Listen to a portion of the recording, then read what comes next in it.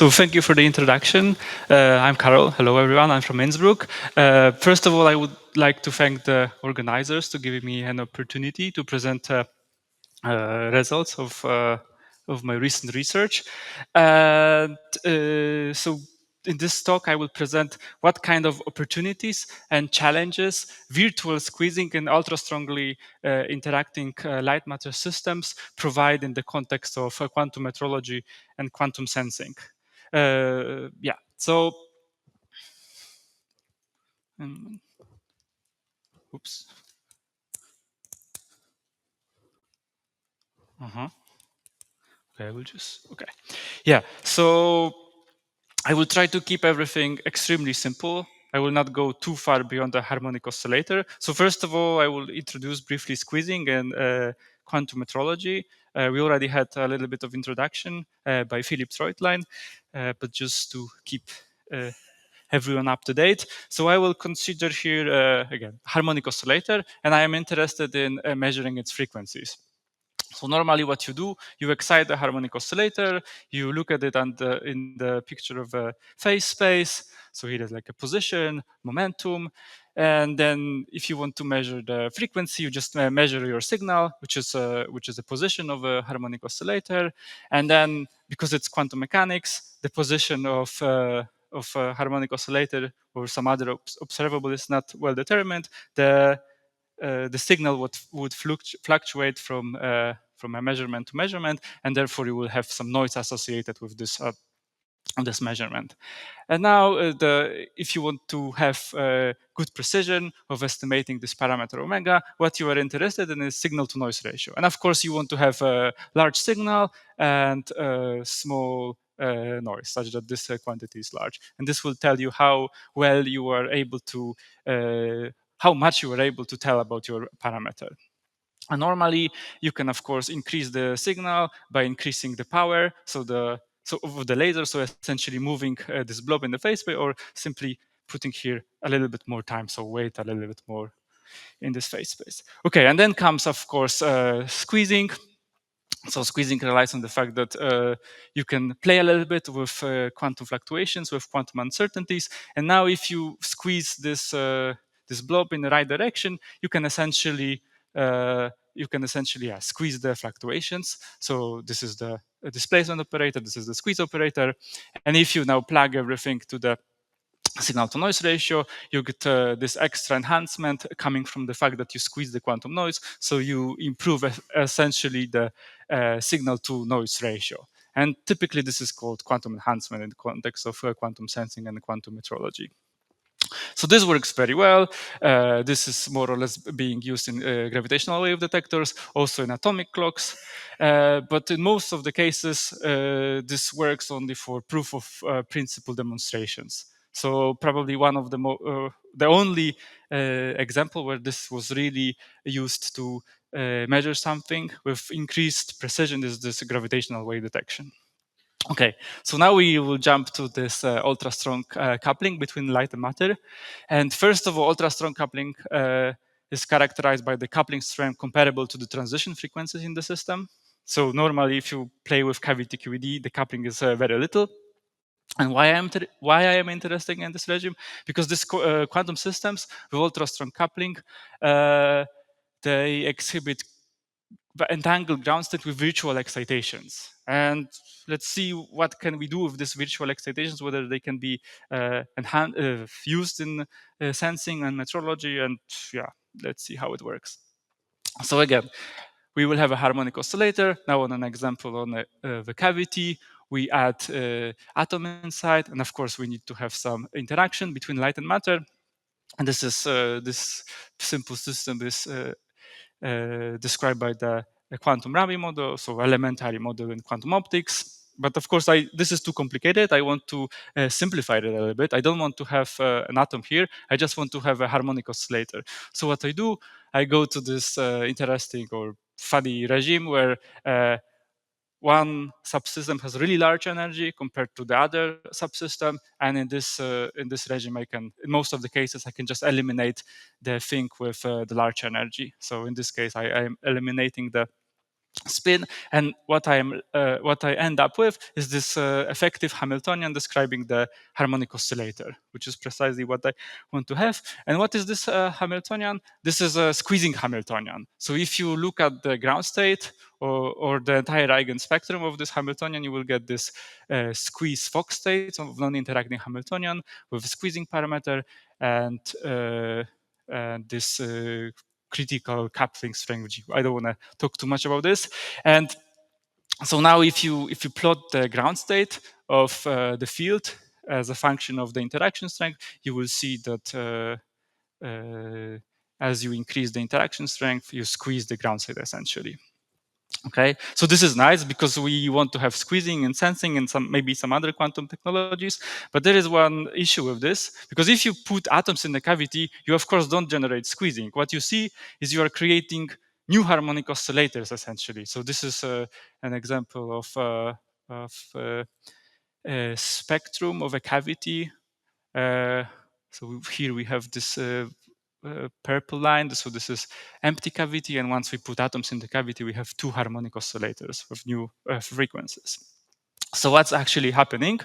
And now if you imagine a harmonic oscillator and you imagine how it opens and contracts, then you can more or less intuitively understand that, of course, if you change the geometry of a harmonic oscillator, you will squeeze the wave function in it, but also you will change the frequency, right?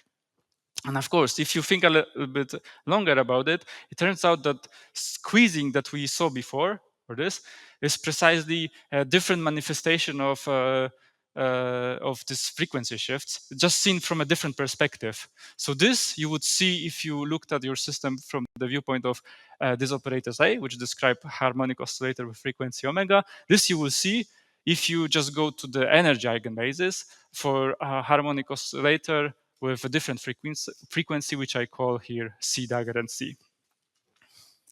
And a little bit more about this virtual excitation. So of course, if you have a squeezed ground state, this will be characterized by virtual excitations and some virtual squeezing here. So this is something that you cannot really measure. And there is lots of experimental proposals and theoretical proposals how one could extract these virtual excitations, these virtual correlations from the ground state of the system and subsequently use it for some quantum technologies like quantum sensing, for example. But of course, this is not that easy to do because your system is coupled to the environment through this C dagger and C operators. And then the question is, okay, if you put just atoms inside the cavity and then you don't see any squeezing, what do you measure? But then it's kind of straightforward. If you want to measure frequency of an oscillator, you just drive it again, right? So here we drive this harmonic oscillator with new frequency, and we just do the same stuff as before. So we plug all these expressions for the quadrature, position measurement, and the fluctuations to the signal to noise ratio. And we see that even though we don't explicitly have squeezing for this new harmonic oscillator, we get enhancement which is proportional to the squeezing parameter or these virtual excitations to which you don't have access actually. Okay, that's interesting. But yeah, let's again compare two cases where you use explicit squeezing of a harmonic oscillator with this virtual squeezing, which manifests as frequency shifts. So essentially, I am comparing this case where you have this explicit squeezing with this case where the squeezing is only virtual, and then it's manifested as change frequency of the oscillator.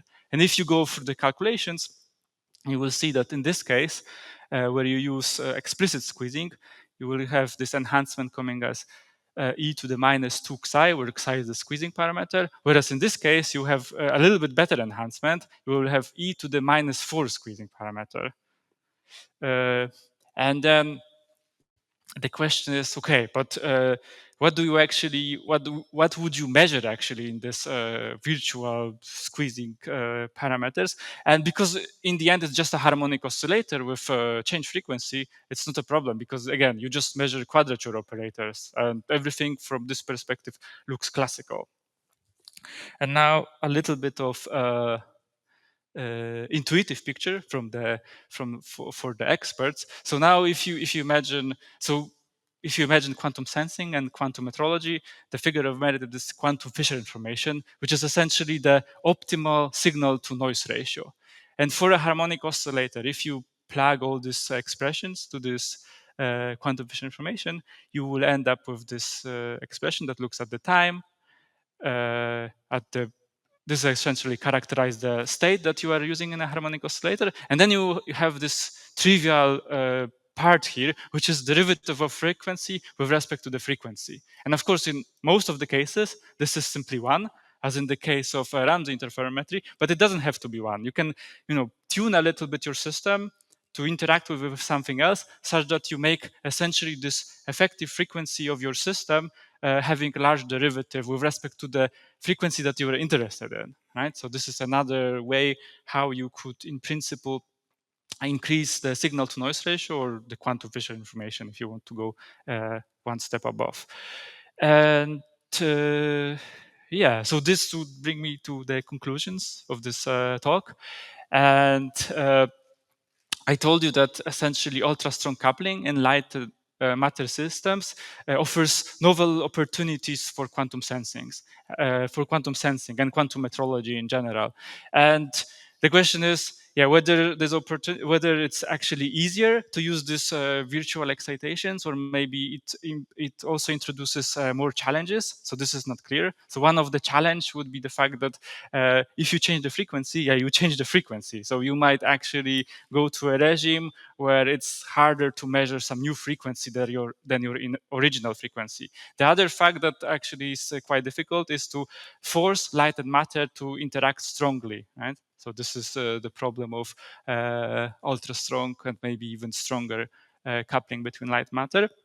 But these are all interesting possibilities, especially in the context of how this kind of effect can be used for improving sensing. And especially, so now if you have this new frequency of your system, this effective frequency, and if you consider coupling of your system to the environment, it turns out that the coupling to the environment is also dependent on the frequency that you want to measure. And in this sense, maybe the bounds that are derived for many of these cases where you want to estimate the frequency of oscillator, they don't apply here in this case because of how your system is coupled to the environment. And from a more general perspective, there's also this relation between squeezing and frequency shifts gives you new tools to measure non-classicality and entanglement in spin systems, and maybe also in hybrid systems where you essentially couple collective spin to a harmonic oscillator and something like this.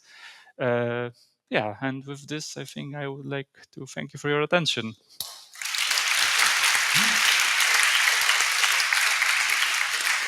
Thank you, Karol.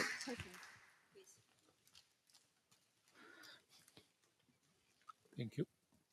Thank you very much for your very interesting talk. I don't know where you have said this, but perhaps I was missing this. Which is the range of frequencies for which your approach would be more effective? Okay, I don't have. So essentially, if you go through the calculation, wait a second. What? Maybe if we go, can you see it? Maybe from this expression. So your question is essentially. I mean, gigahertz, optical frequency. Oh, megahertz. so this is very general. So here I try to express everything in unitless parameters. So I would say whenever you couple your system to something else, this already can be seen as an improvement. Of course, in most of the cases, this is extremely small. So this would just simplify to 1. But in this sense, it doesn't tell you what has to be the energy of the radiation. It can be arbitrary frequency. The question then is, okay, if you have arbitrary frequency, how you couple it with something else such that you change it in an efficient way? But that's another question, I would say. More questions? If there are no more questions, let's thank the speaker again.